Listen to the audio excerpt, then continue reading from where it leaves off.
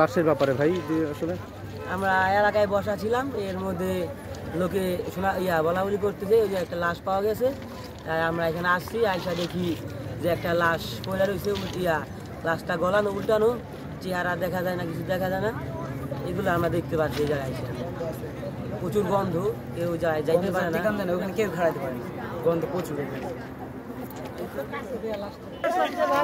খবর পাইছি আমি দেখতে গেছি, খুব ফুলে গেছে, পোক হয়ে গেছে।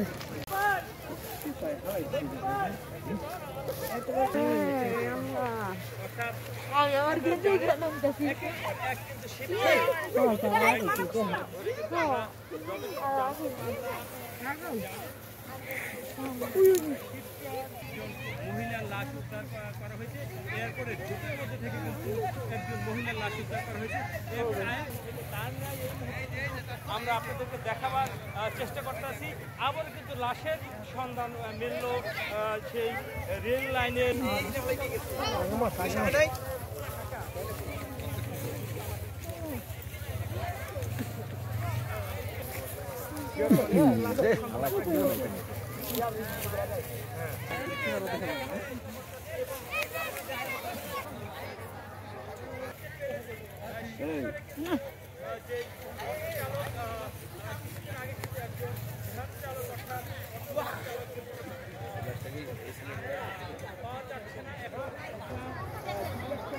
যারা রয়েছেন তাদের সাথে আমরা কথা বলবো।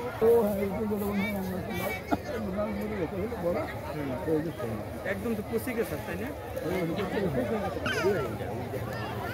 কেমন বসে দিতে পারে?